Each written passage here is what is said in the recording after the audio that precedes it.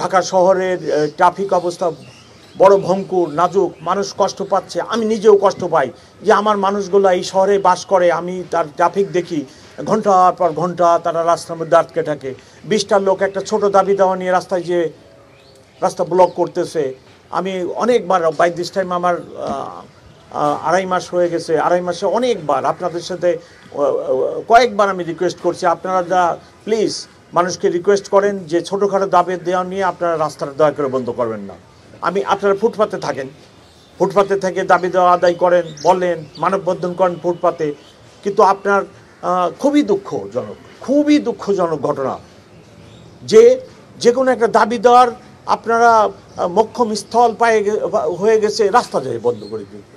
একটা লোক অ্যাম্বুলেন্সে অসুস্থ আসতে পারতেছে না, একটা বৃদ্ধ লোক যেতে পারতেছে না, একটা মহিলা যেতে পারতেছে না, উত্তরা থেকে রওনা করে মতিঝিলে পৌঁছাতে 7 ঘন্টা লেগে যাচ্ছে। হরিবল কন্ডিশন।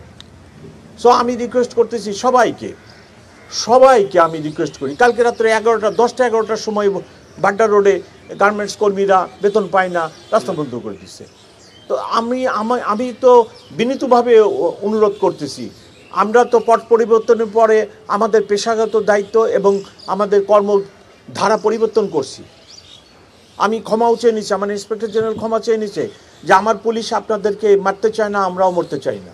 আমাদের বাণী এখন একটাই, আমরা কাউকে মারতে চাই না, এদেশের লোক আমরাও মরতে চাই না। আমি কোনো ব্রিটিশ পুলিশ কমিশনার না, আমার ডান্ডি বামে আমার সহকর্মীরা কোনো ব্রিটিশ না, আমি ব্রিটেন থেকে আসি নাই, আমি কোনো কলোনিয়াল পুলিশ কমিশনার না, আমি কলোনিয়াল পুলিশ কমিশনারের মতো আচরণ করতে পারবো না। রাস্তার মধ্যে আমার লোককে আমি লাঠি দিয়ে পিটাতে আমি চাই না।